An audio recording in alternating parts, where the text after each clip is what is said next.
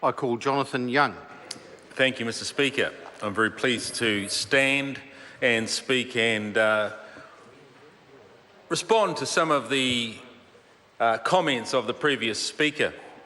Sir, Business New Zealand made some comments when they submitted to the Select Committee, and one of the comments they made, which that member is speaking about, whether we agree with it or not, and I'm no doubt that she would agree with it, they said that the previous Labor government also did what they said. They said across governments.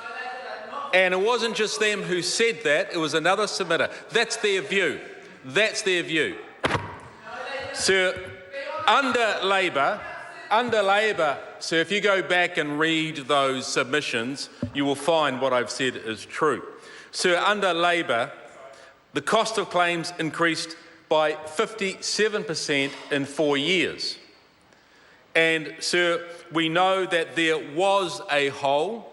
Some of it was because of that. Some of it, sir, some of it was because of the volatility of funds that ACC manage. And in fact, sir, the chair of ACC reported to the Transport and Industrial Relations Committee earlier this year and said that ACC's equity position had worsened from negative 108 million on the 30th of June 2014 to negative 600 million by the 31st of December 2014, and then in January this year, for reasons beyond ACC's control, the asset base diminished by $4 billion in that month, and then bounced back by $2 billion in February.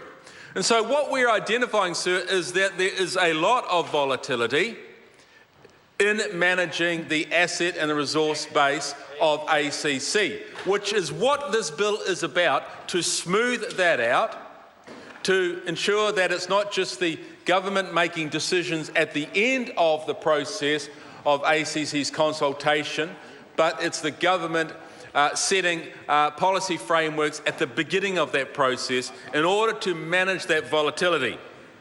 Sir, and that is what this is about. It's about good management and stabilising. Sir, under Labor, under their watch, ACC's long-term liabilities increased to $15 billion. And that is, in part, the reason why Nick Smith had to do what he did, sir. And it's all a matter, sir, of being able to have a system of accident compensation and care and rehabilitation here in New Zealand that the taxpayers, the levy payers, the people of this country, even visitors who come to this country can rely on, and is going to be there, sir, sustainable for the long term. And sir, all around the world, people do acknowledge our system and say that it's a great provision. This is why, sir, that we are doing what we're doing.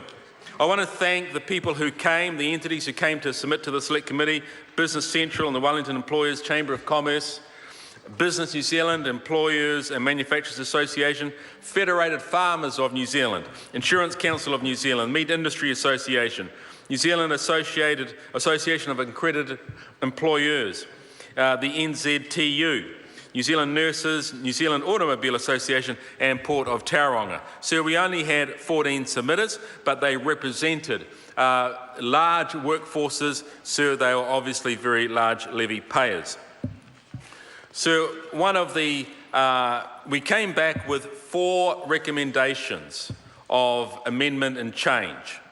And one of them, sir, was around the principles of financial responsibility.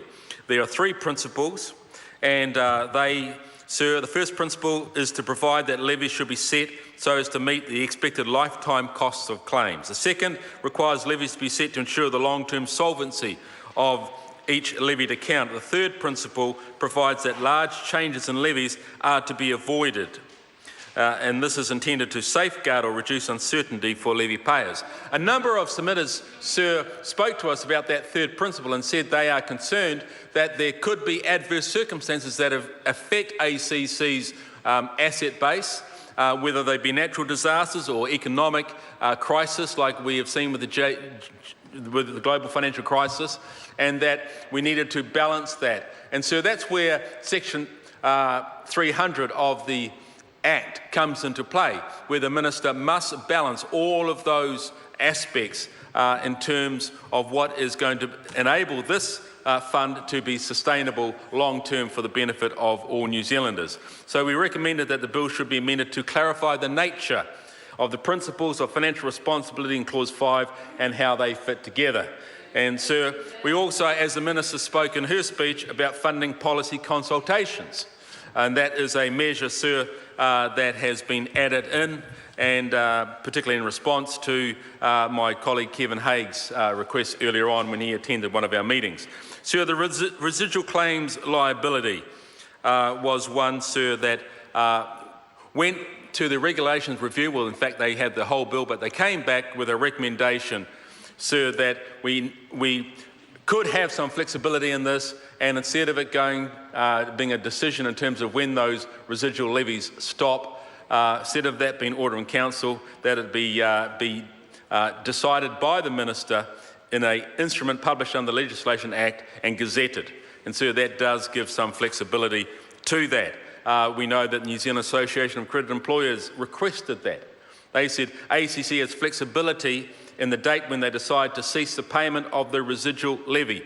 We must not have a situation of paying extra levies, which would be the case if it was found to be funded in June 2016 and a full year's levy had been paid through to March 2017. So it's good, Sir, to see that flexibility and that way in which we can approach those residual levies in the bill. Sir, I'm happy to commend this to the House.